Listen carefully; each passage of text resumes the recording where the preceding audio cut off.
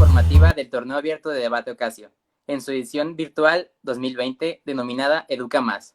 En este año está a cargo de nuestro amigo y colega Miguel Reyes Almarza, y los talleres que serán impartidos en dicha área a cargo de grandes ponentes y excelentes personas.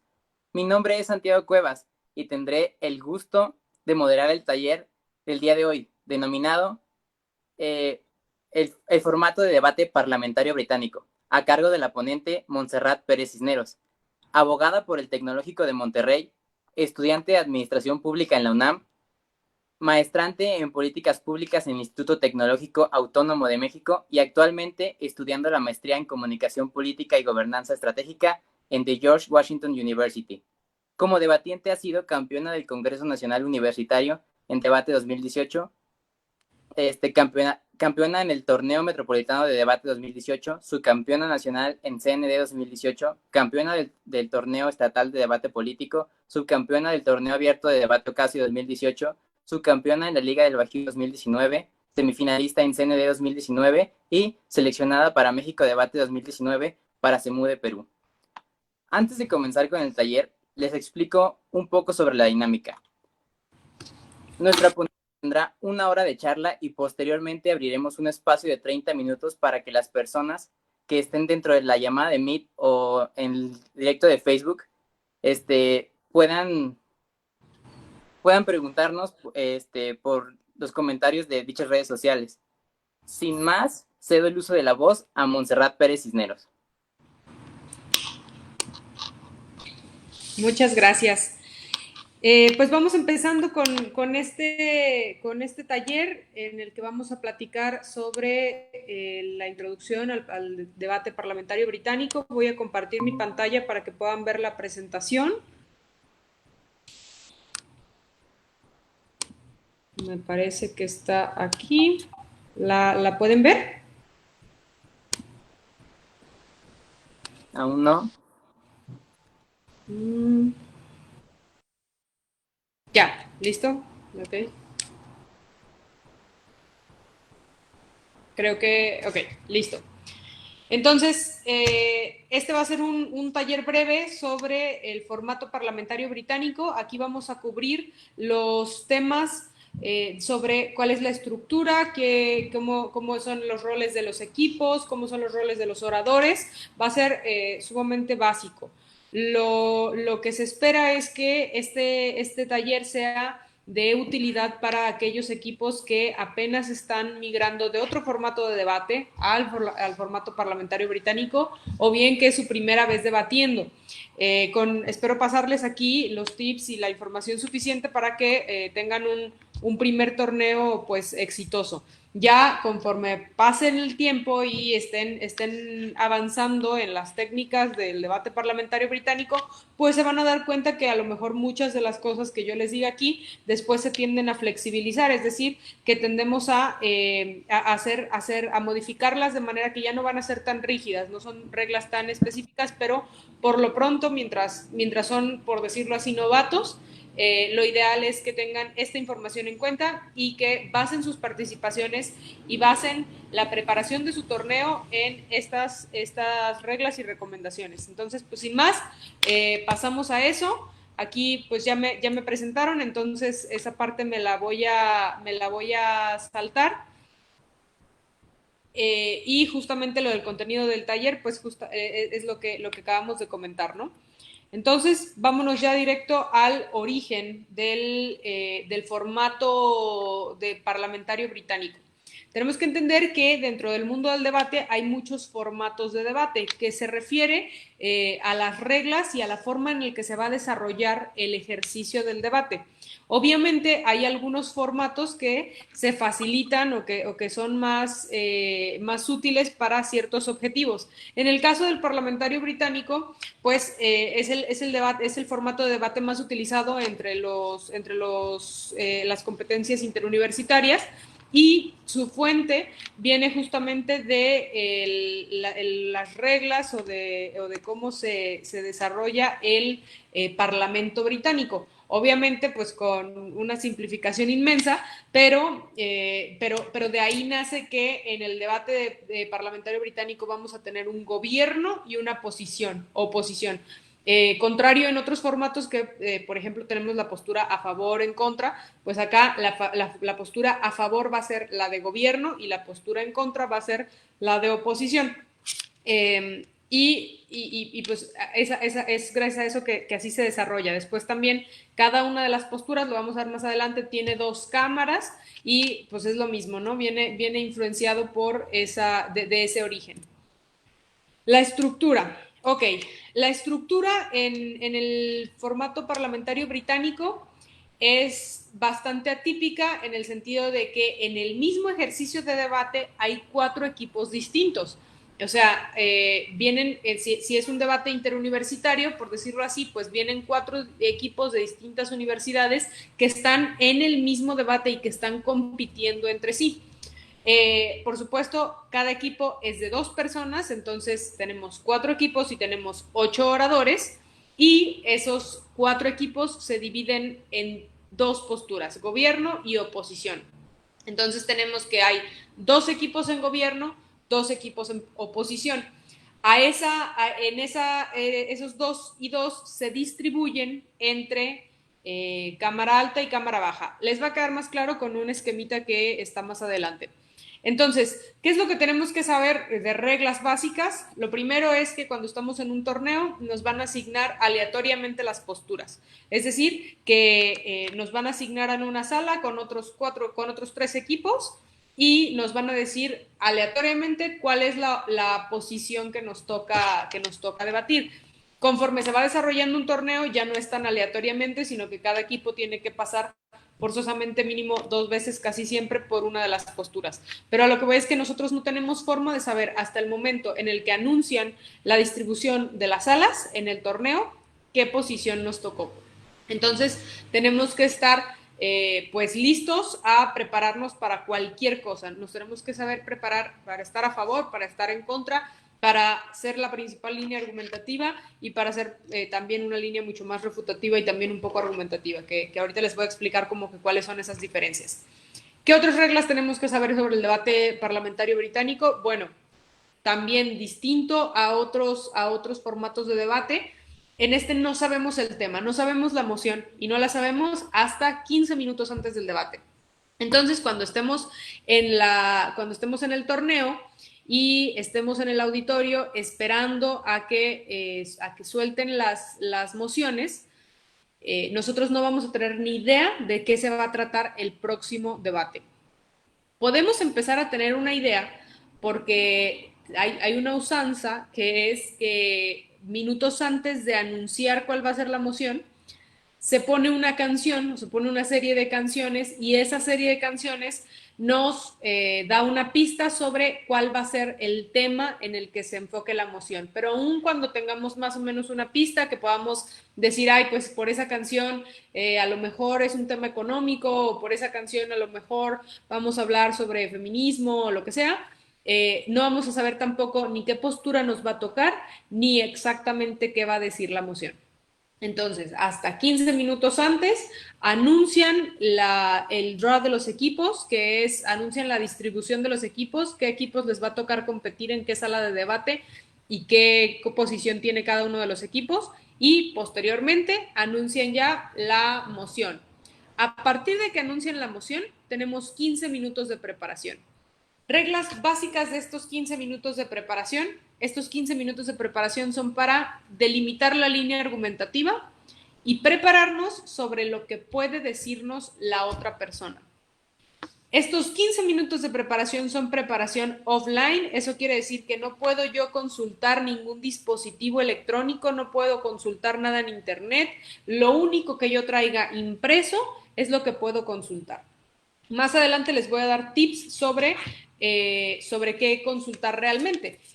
Pero es importante que sepan que este tipo de debate no es de conocimientos, no es como tal un debate académico como el otro formato de debate académico, en el que versamos datos y versamos encuestas y versamos todo este tipo de información mucho más, mucho más numérica en algunas ocasiones. En este formato de debate lo que vamos a favorecer siempre va a ser la argumentación. Entonces, lo más importante en estos 15 minutos es preparar la argumentación, ¿ok? Cada persona, cada orador va a tener 7 minutos para hablar. Esos 7 minutos son un discurso, tienen una participación. Entonces, durante esos 15 minutos previos al debate, no solo hay que preparar nuestra línea argumentativa, sino también hay que preparar nuestro discurso. Eso también lo vamos a ver más adelante en las recomendaciones, pero es importantísimo preparar el discurso como lo que es, un discurso, y un discurso que además tiene que ser persuasivo. En otros formatos de debate, lo que pasa es que la mayoría de las veces hay participaciones alternadas, entonces yo te digo algo, tú me dices algo, luego yo me paro otra vez, te digo algo, a lo mejor luego ya alguien de mi equipo se para, pero luego puedo volver a participar, y son participaciones muy pequeñitas, de 1 minuto máximo. Acá no, acá es una participación cada orador de 7 minutos. Entonces, son 7 minutos que tenemos que hacer valer al máximo. Al principio, obviamente, nos da muchísimo miedo decir, ¿cómo voy a hablar yo 7 minutos? O sea, al principio puede parecer muchísimo tiempo, pero conforme vayamos viendo y conforme vayamos agarrando experiencia, pues esos 7 minutos después se van a hacer completamente insuficientes. Entonces, ahora sí, vamos viendo la distribución y el acomodo de una sala de debate en formato parlamentario británico. Van a ver que aquí se les va a hacer muchísimo más fácil entender cómo es que se distribuyen los distintos equipos. Entonces, aquí nosotros tenemos el podio, que es desde donde nosotros vamos a dar nuestro discurso. Comúnmente, aquí donde tenemos el podio es no sé si aquí haya como para marcar, no, al parecer no. Entonces, aquí donde tenemos el podio, el naranjita, es donde nosotros vamos a dar nuestro discurso, y comúnmente acá abajo, donde dice Ocasio, es donde van a estar los jueces del debate. Los equipos se van a acomodar siempre en este orden. Del lado, volteando hacia ver al podio, del lado izquierdo se va a poner gobierno, o más bien desde el podio al lado derecho se pone gobierno y al lado izquierdo se pone la oposición. Y como podemos ver, se ponen más cerca del podio las cámaras altas y más cerca de los jueces las cámaras bajas. Esto es fundamental que nos lo aprendamos por el simple hecho de no pasar vergüenzas a la hora de ir a las salas, y que llego yo y me siento en otro lado y llega el equipo al que le toca estar ahí y se quiere sentar y ya quede mal, ¿no? Ya quede como el que no sabe dónde le toca. Entonces, tenemos que aprendernos el acomodo. Fuera de eso, hay cosas que tienen que entender con respecto a esta estructura tan atípica o tan característica del formato parlamentario británico.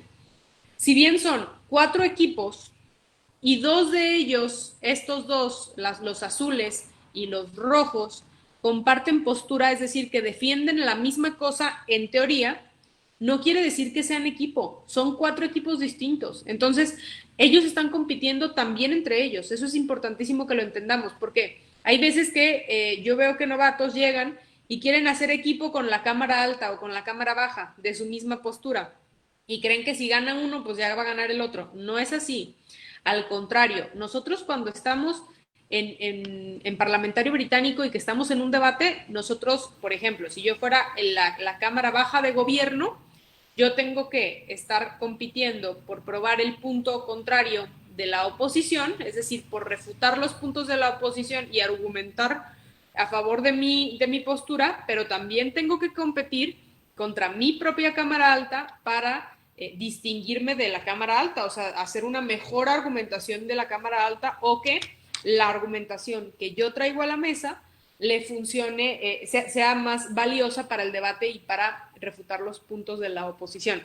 Entonces, punto importantísimo, aun cuando seamos 2 azulitos o aun cuando seamos 2 rojitos, no somos del mismo equipo, juntos pero no revueltos, o sea, cada quien está compitiendo.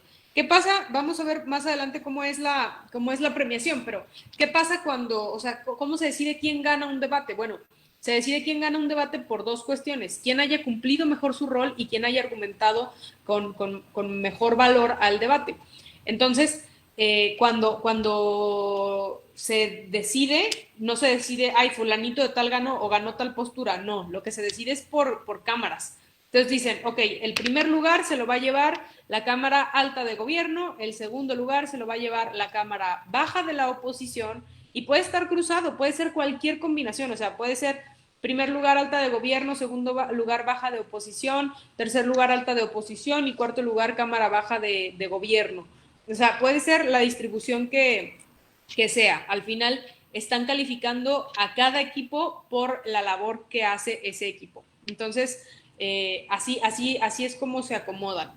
Información importante. Entre los equipos, entre los azulitos y entre los rojitos, no se pueden pasar información.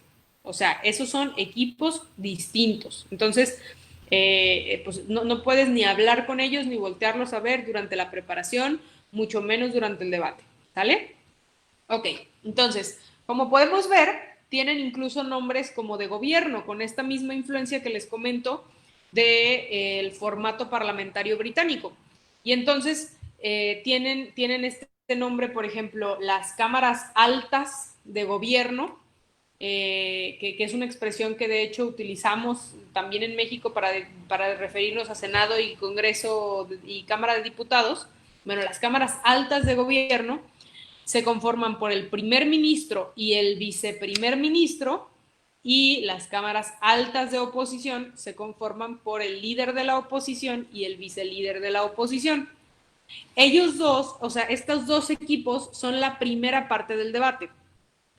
Cada una de las intervenciones quedamos que duran 7 minutos. Entonces, la primera parte del debate dura 28 minutos. Ya después, la segunda parte del debate, pues andan terminando a los 56 minutos. Un debate dura más o menos una hora. Ok, entonces, es la Cámara Alta de la oposición. Ellos van primero. El orden es como zigzagueado. Primero va el primer ministro, después va el líder de la oposición, después va el viceprimer ministro, después va el vicelíder de la oposición. Ya después las cámaras bajas, aquí no hay ningún receso ni nada, solo pasamos ya a las cámaras bajas, y ahí va el extensionista de gobierno, después el extensionista de la oposición, después el látigo y después el látigo de la oposición. Entonces, ese es el orden que respetan para las participaciones. Muy bien, entonces, ahora vamos a ver, o sea, ya nos quedó claro cuál es la estructura, ya nos quedó claro cuáles son las reglas básicas. Acordémonos que no conocemos el tema, nos dan la moción 15 minutos antes, tenemos 15 minutos de preparación offline para nuestro debate. Somos 4 equipos en la sala, pero somos equipos completamente distintos. 2 equipos pueden mantener la misma postura y no ser equipo. Y no podemos hablar. Nuestras participaciones tienen que durar 7 minutos y son las únicas participaciones que vamos a tener. ¿Sale? Ok, pasemos entonces a los roles, porque el hecho de que tengan nombre las participaciones o los roles, pues no es de gratis, sino que cada uno de esos, o sea, el primer ministro tiene una serie de funciones, el líder de la oposición tiene otra serie de funciones, y así cada uno de ellos tiene unas funciones específicas que tiene que cumplir durante su participación de 7 minutos. Entonces, vamos con eso. Primero, el primer ministro. A ver, el primer ministro es parte de la Cámara Alta de Gobierno. Ahí me equivoqué, la dislexia es gobierno. Y su labor es fundamental para el debate. ¿Por qué? Porque la Cámara Alta, en específico el primer ministro, van a sentar las bases sobre las cuales se va a empezar a debatir.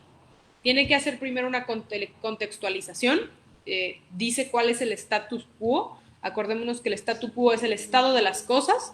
Entonces, si yo estoy hablando en una moción sobre economía en México, o estamos discutiendo algún tipo de política económica, entonces mi contextualización, mi statu quo, va a ser con respecto a cómo está la economía en México. Y entonces ahí es cuando yo puedo decir, no, miren, lo que pasa es que La economía en México está pasando por un declive importante, tiene una crisis, tenemos una desaceleración económica. Ahí es cuando yo digo cuáles son el estado de las cosas. Ojo, este es muy estratégico porque no digo que lo hagamos con tendencia, pero si nosotros, por ejemplo, estamos defendiendo la necesidad de una política económica en particular, pues ahí en la contextualización es cuando yo puedo empezar a decir el hecho, o sea, como el contexto que hace necesaria mi política. O sea,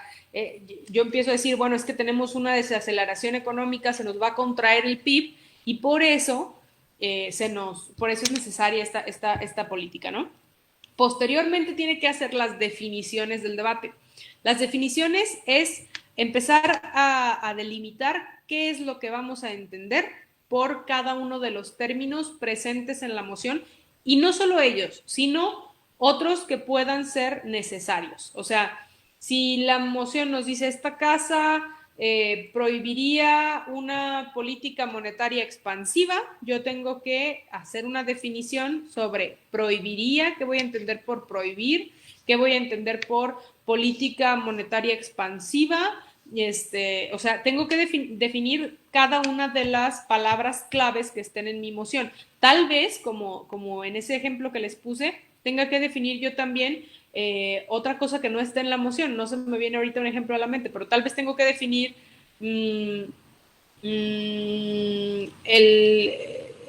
puede ser, por ejemplo, la autoridad. Puedo definir a quién vamos a entender por autoridad. O sea, tengo que definir yo todos los conceptos claves que vamos a discutir en el debate.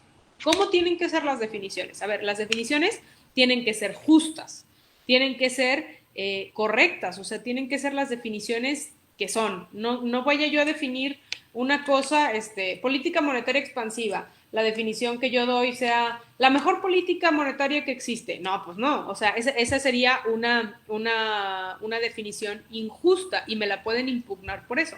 Entonces, yo tengo que definir cómo son. ¿Por qué son importantes las definiciones? Porque a partir de ahí se nos da el debate. O sea, yo no puedo empezar a debatir en algo que no tengo claro. Y si empezamos, ¿cuántas veces ha pasado, por ejemplo, que estamos en una discusión personal, que estamos en una discusión con nuestra mamá, con nuestro novio, nuestra novia, estamos bien entrados en la discusión y luego decimos, es que yo no entendí eso, es que yo eso no lo entendí así.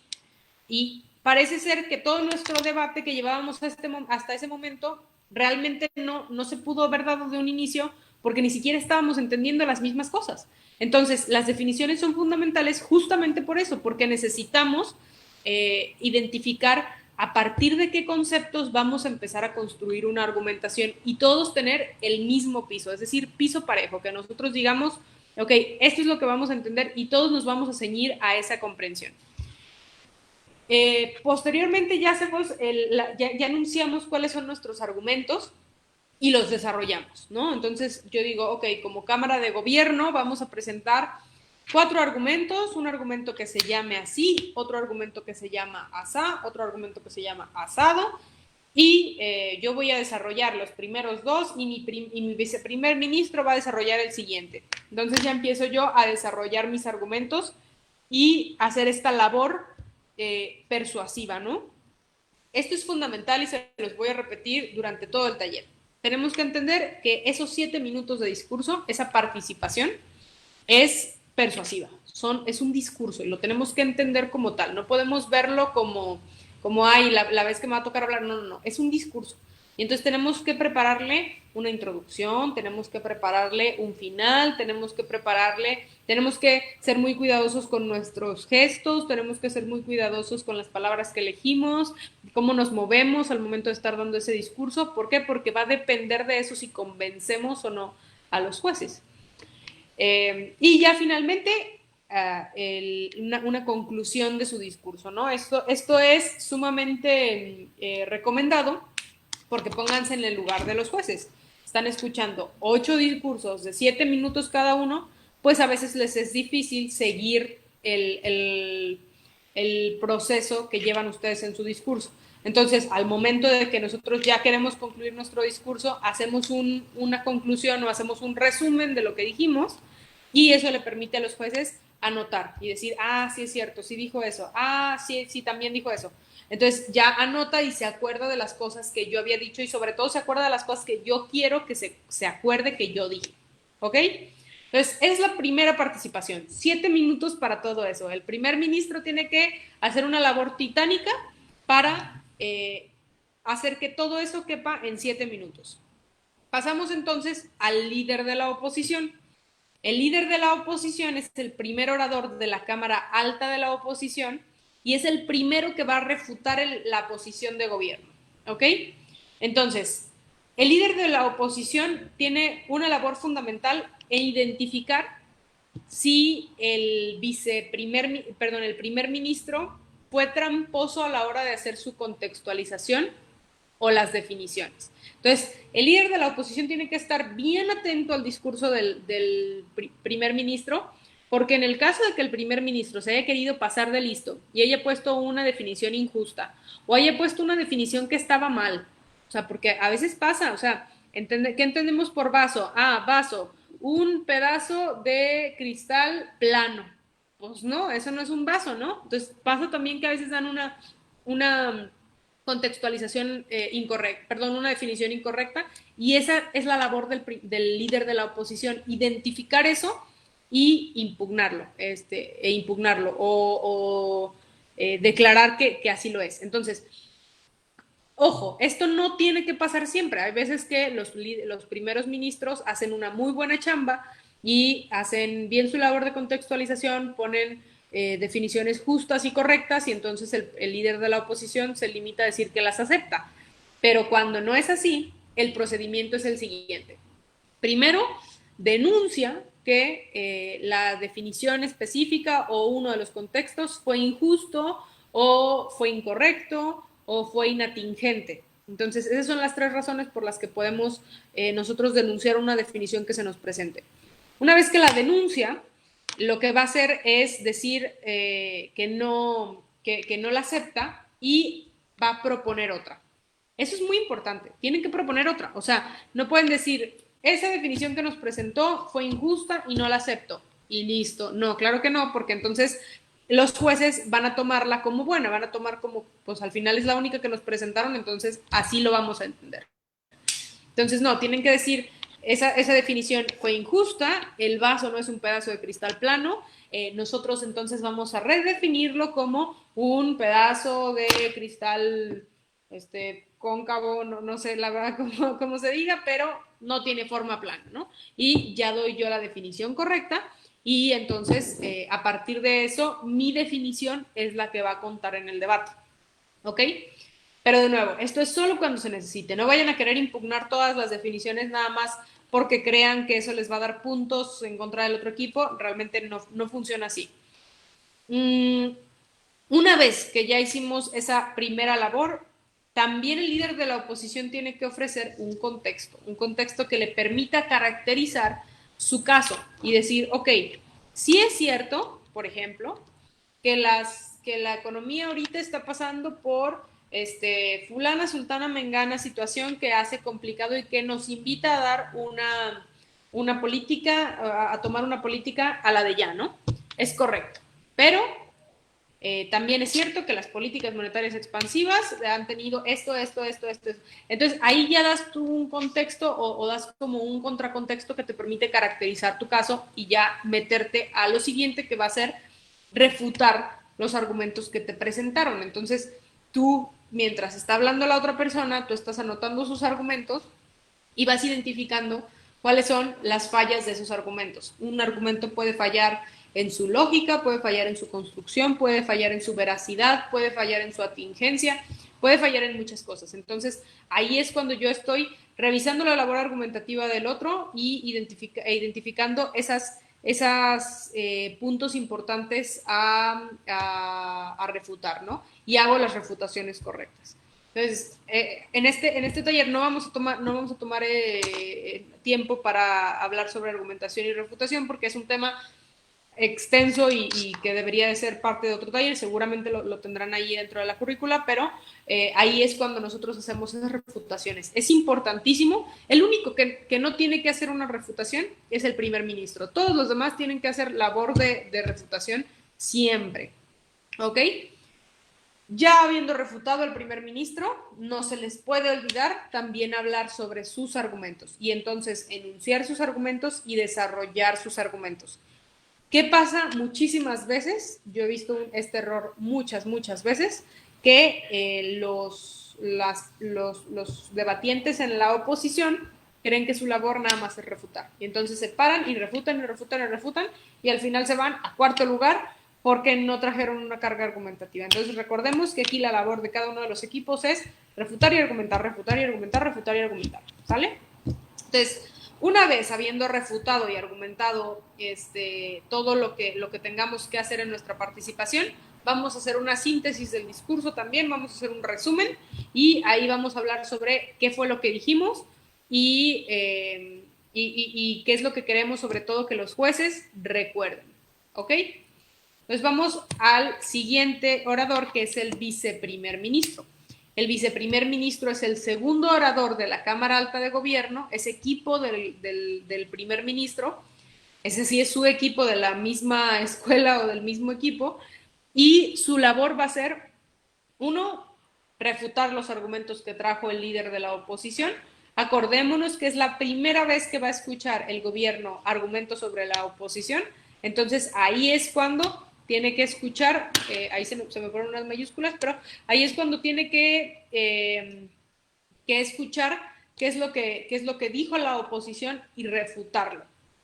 Va a reforzar o va a reconstruir los argumentos que ya refutó el líder de la oposición. Acordémonos que el líder de la oposición llega y refuta los argumentos del primer ministro, entonces la chamba del viceprimer ministro es llegar y defender los argumentos del primer ministro y reconstruirlos si es necesario.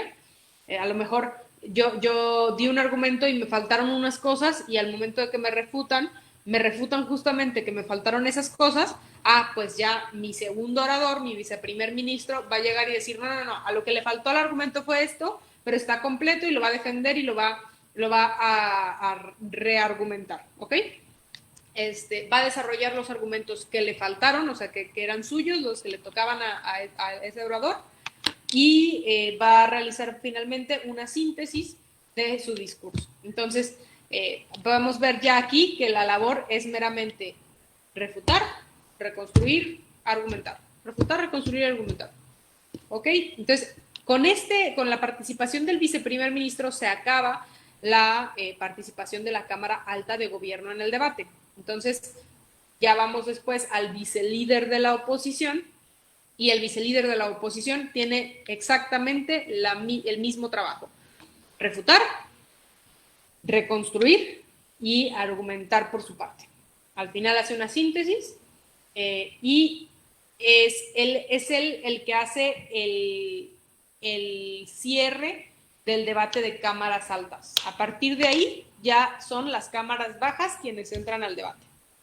Entonces, ¿cuál es una cosa muy importante tomar en cuenta? Que estos dos equipos solo van a participar la primera mitad del debate. Entonces, tienen que hacer que sus participaciones sean lo más substanciales que se puedan, porque tienen que hacer que los jueces se acuerden y tienen que hacer que el contenido que traigan ellos al debate sea el más importante de todo el debate. Si las cámaras altas logran que el contenido que ellos trajeron al debate sea el que prevalezca durante todo el debate y que las cámaras bajas se basen en ese contenido, entonces las cámaras altas segurito se ganaron un primer y segundo lugar. Ya depende de cómo hayan hecho cada uno su labor, ¿no? Entonces, vámonos con el extensionista de gobierno, que es el primer orador de la Cámara Baja de Gobierno. El extensionista de gobierno lo que tiene que hacer es refutar los argumentos que trajo la Cámara Alta, reforzar los argumentos de la Cámara Baja de la Cámara Alta de Gobierno, pero ojo, sí tiene que defenderlos, sí tiene que reconstruirlos, pero no tiene que defenderlos tanto, o sea, tiene que defenderlos hasta el punto en el que se beneficie su postura, pero no echándole porras de más al gobierno, a la Cámara Alta, porque acordémonos que están compitiendo entre ellos también. Entonces, el extensionista de gobierno lo que tiene que hacer, la chamba de la Cámara Baja, es distinguirse de su Cámara Alta y hacer, es básicamente como ganarse el lugar al que mejor defendió la postura. Entonces, sí tiene que reconstruir los argumentos que ya le refutaron a la Cámara Alta, pero tiene que, sobre todo, tiene que enfocar el debate a sus nuevos argumentos, que es ahí por lo que se llama el extensionista, porque extiende el debate. Entonces, el extensionista lo que va a buscar es traer un nuevo argumento al debate que cambie la forma en la que vemos el debate. Ojo, ¿qué es un nuevo argumento al debate? Un nuevo argumento al debate correcto puede ser un nuevo argumento que nos haga analizar una cosa que no hayamos analizado antes. Entonces, a lo mejor si estábamos hablando sobre políticas monetarias, que un nuevo argumento nos extienda el debate a analizar las políticas monetarias desde el impacto que tienen en la sociedad, una cosa similar. Entonces, ahí es cuando hay una nueva extensión, es como una nueva forma de ver el debate, una nueva forma de ver la moción que nos dieron. ¿Qué no hacer como una extensión? No crean que, por ejemplo, hay muchas veces que lo que hacen es que se roban los argumentos de arriba y ya nomás los dicen como si fueran propios. No lo hagan, se dan cuenta, todos se dan cuenta. Aun cuando lo digan mejor, aun cuando lo que sea, se dan cuenta. Mejor traer una nueva visión al debate que ustedes mismos idearon, ¿no? ¿Qué otra cosa? De repente se ponen bien alternativos y dicen, no, es que voy a traer un giro al debate, y entonces hablan sobre algo que era inatingente, que era irrelevante para el debate. Entonces, cuidado con eso también, porque entonces su argumento puede perder valor.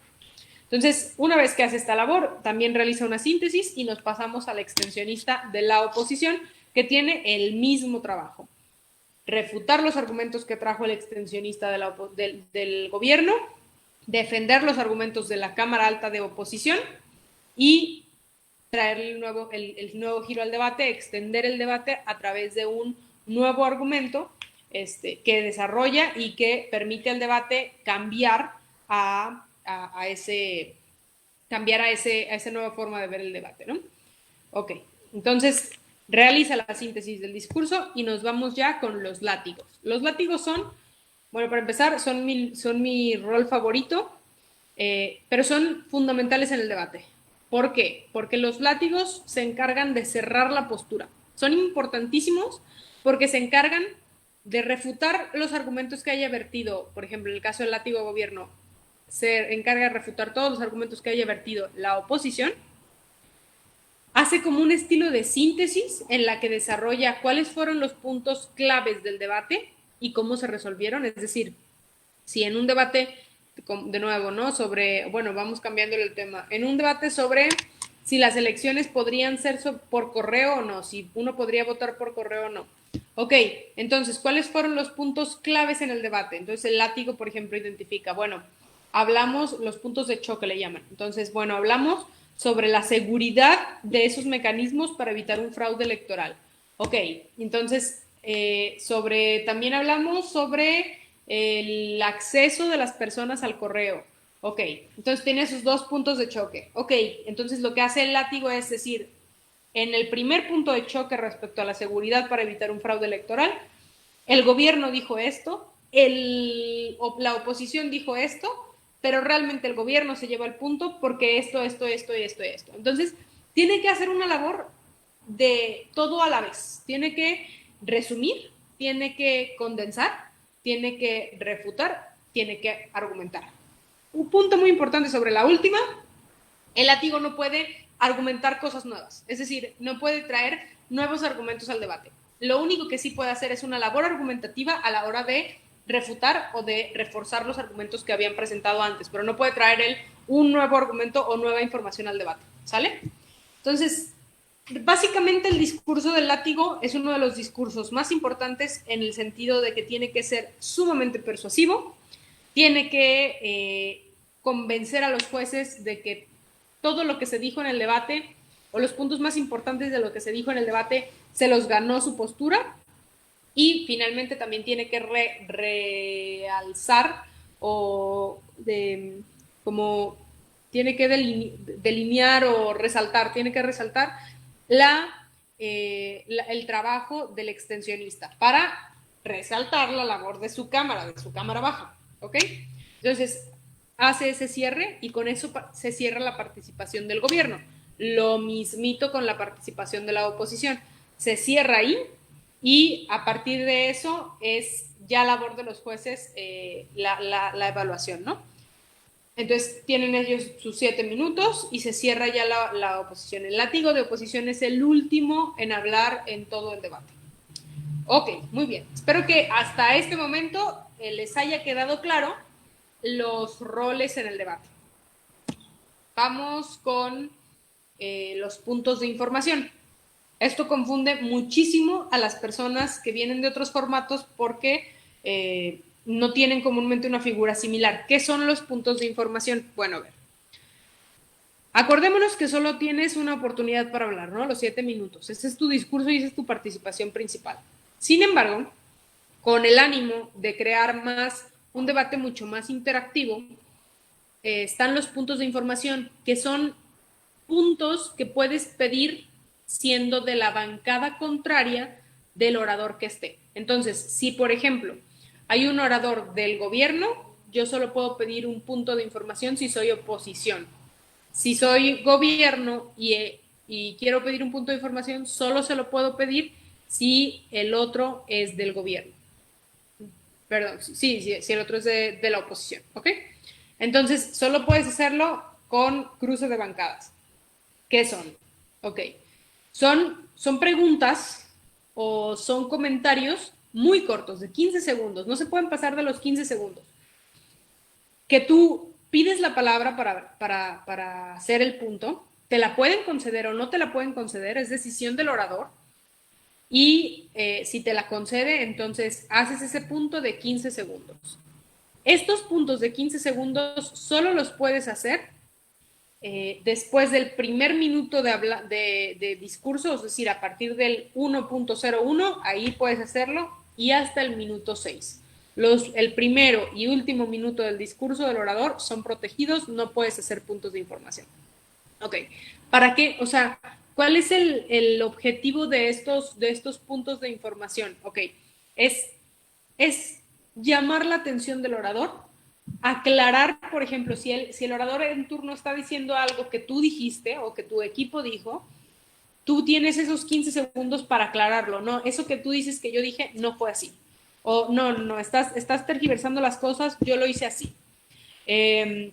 Puedes también atacar el caso, o sea, del oponente, si el oponente está haciendo su argumentación y tú quieres, por ejemplo, decir que está siendo falaz porque X o Y, entonces pides el punto, una vez de que te lo conceden, ya empiezas a hablar y empiezas a decir, mira, lo que tú estás diciendo está siendo falaz por esto y esto. Listo. Puedes también hacer preguntas que sean estratégicas, que saquen de onda a los oradores o que evidencien un error en su caso. Entonces puedes decir, a ver, pero no se te está olvidando a ti X, y entonces ya evidenciaste que efectivamente se le estaba olvidando, que no lo estaba contemplando o que lo estaba omitiendo. ¿Ok? Estos puntos de información tienen que ser sumamente estratégicos, tienes que aprender a hacerlos, tienes que dedicar tiempo a desarrollarlos y sobre todo las primeras veces que los hagas tienes que escribirlos para que no se te olviden. ¿Por qué? Porque ¿qué pasa cuando tú tienes un punto de información? Te paras y estás así, pidiéndolo y al momento de que te lo dan, ya te olvidó. Entonces te quedas como que o tienes 15 segundos y entonces no planeaste cómo lo ibas a decir y empiezas a hablar y te callan sin que hayas dicho nada. Entonces tienes que aprovecharlos al máximo. Tienes que saber también que hacerlo, o sea, que te los van a conceder máximo una vez por participación, no te los van a conceder más, entonces por eso tienes que ser cada vez más estratégico. Y son como esa oportunidad perfecta para seguir presente durante el debate aun cuando ya haya pasado tu participación. Lo ideal es que si eres cámara alta, le hagas puntos de información a tu cámara baja. Y si eres cámara baja, le hagas puntos de información a la cámara alta, para que sí haya como que una interacción, un engagement entre las cámaras y durante todo el debate haya un diálogo fluido entre todos, ¿no? Y no sean solo 8 discursos de 7 minutos. Ok, ya para cerrar. qué sí hacer y qué no hacer en el debate parlamentario británico.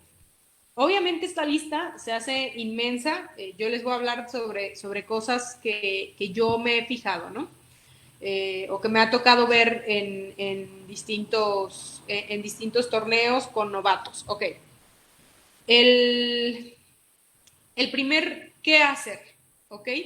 Tienen que entender o tienen que tener bien en cuenta que el formato parlamentario británico es un formato precioso porque favorece la argumentación.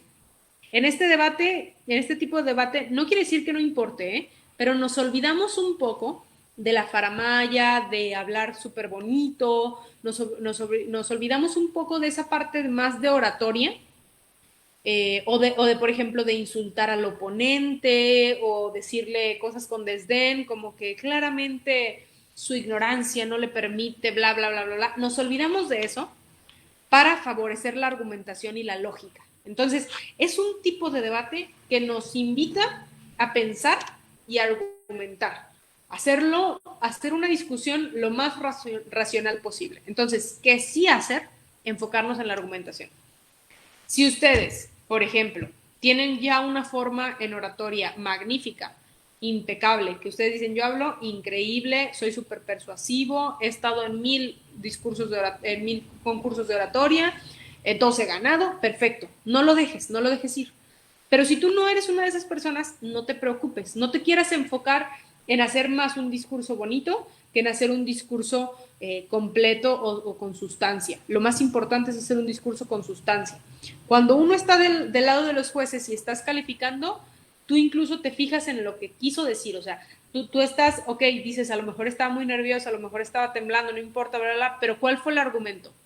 Si el argumento fue valioso, si lo desarrolló bien el argumento, si lo impactó bien el argumento, entonces fue un buen argumento y fue un buen discurso, y una persona que a lo mejor no tenga mucha experiencia puede incluso ganar mientras su lógica y su argumentación hayan sido las correctas. Entonces, ¿qué sí hacer? El primer punto es enfocar la argumentación. El segundo punto, no crean que es contradicción, es sí no olvidar esa parte de que al final son discursos, ¿ok?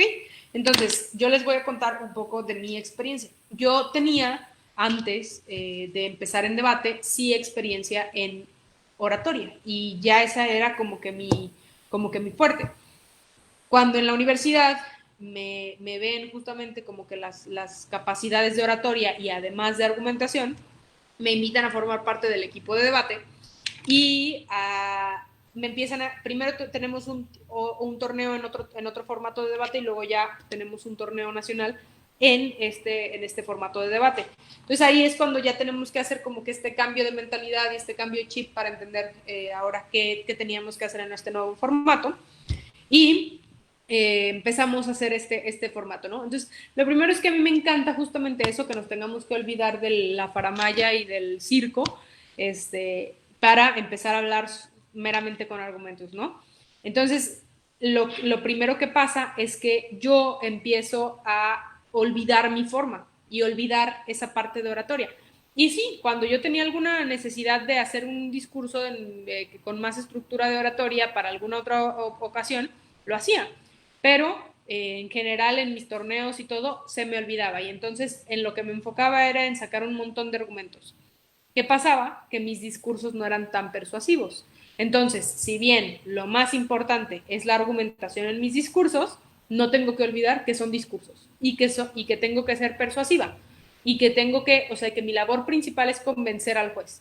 Hay muchas veces, me ha tocado ver muchos debatientes frustradísimos porque dicen, es que yo dije ese argumento, es que yo esto, es que yo el otro, es que yo aquello.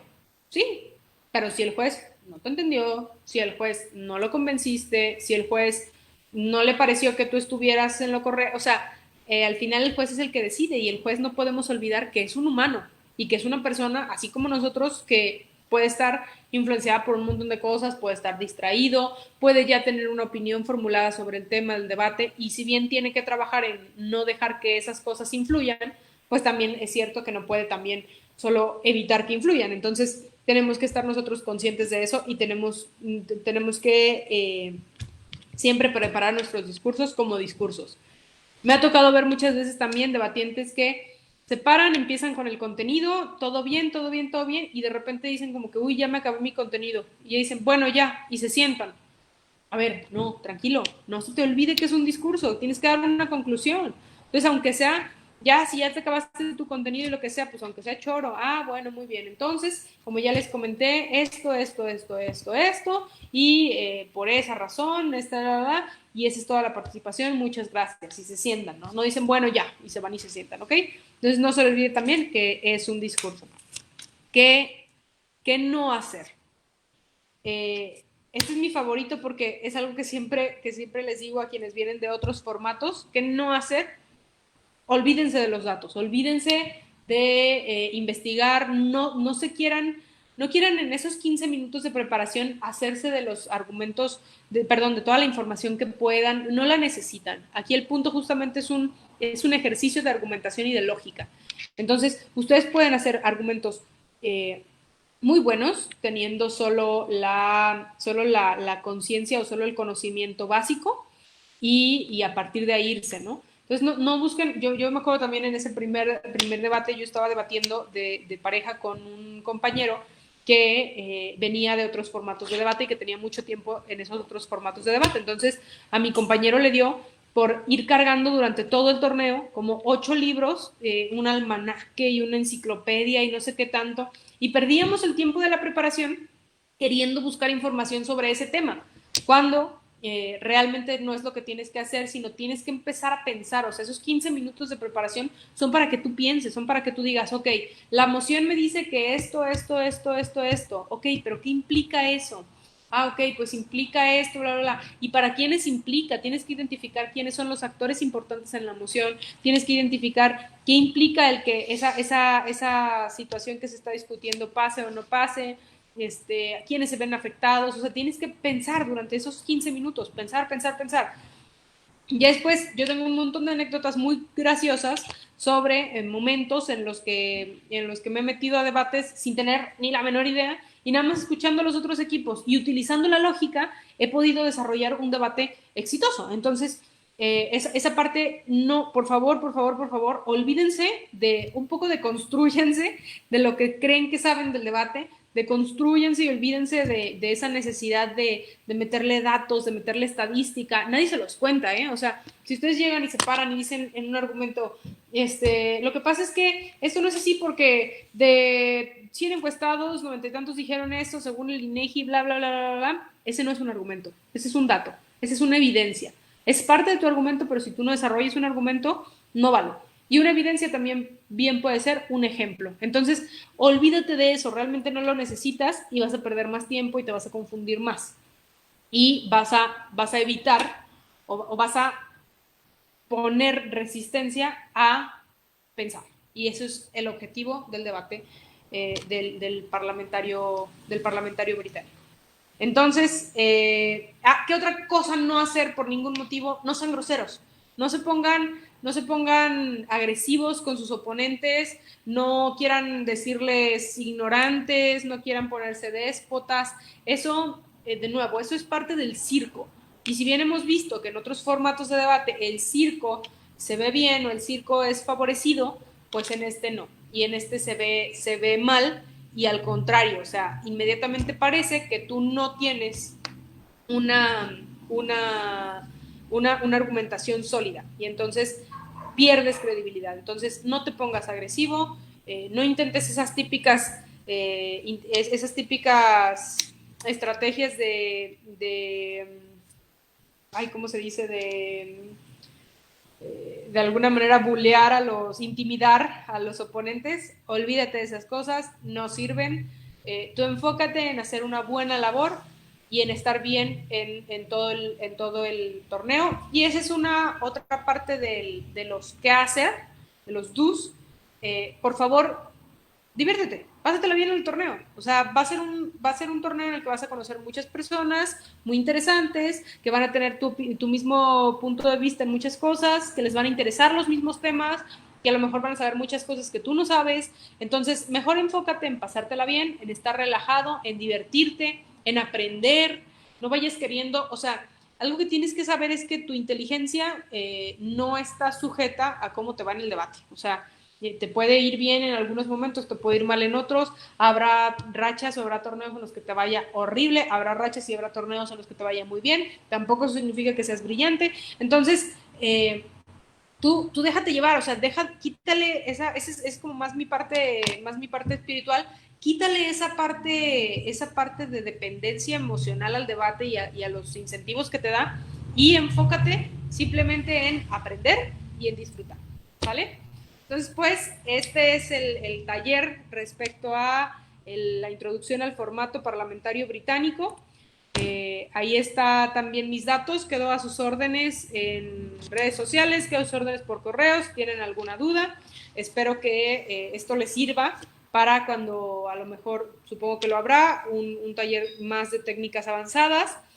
Mi recomendación es que si ustedes son novatos, se enfoquen en lo que aprendieron en este taller y que durante todo el torneo estén aprendiendo técnicas de otros y a partir de ahí ya pueden empezar a construir su propio estilo. Pero mientras tanto, enfóquense en los roles, en cumplir el rol que les toca y en argumentar lo mejor posible, que para eso estamos en el debate, ¿vale? Y pues, quedo a sus órdenes. Si hay alguien que tenga alguna duda, es ahora que la puedo contestar.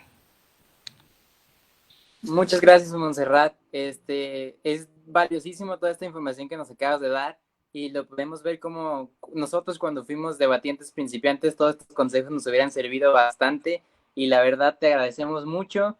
Gracias por tu tiempo y gracias por todos estos consejos que nos has dado. Les recomendamos que a mí como tú, a los novatos que se pongan en atención, bastante atención en este taller. Si lo pueden repetir, véanlo de nuevo, hagan las anotaciones para que disfruten más del torneo, de este torneo abierto de debate Ocasio y les sirva mucho más y sea mucho más enriquecedor a que si fueran sin fusil a la guerra. Muchas gracias a todas las personas que nos acompañaron en el día de hoy. Los esperamos en nuestro próximo taller, que es Cómo enseñar debate, impartido por Joe Llovera, que será este lunes 17 de agosto a las 7:30 p.m. hora México. De igual forma, les invitamos a inscribirse al torneo de debate Ocasio, que se llevará a cabo el 24 al 27 de septiembre por medio de la plataforma Discord. Pueden encontrar toda la información a través de nuestras redes sociales, Ocasio-comunicación en Instagram y Ocasio Comunicación AC en Facebook. Les deseamos una linda tarde y recuerden que ser debatiente es un estilo de vida. Muchas gracias.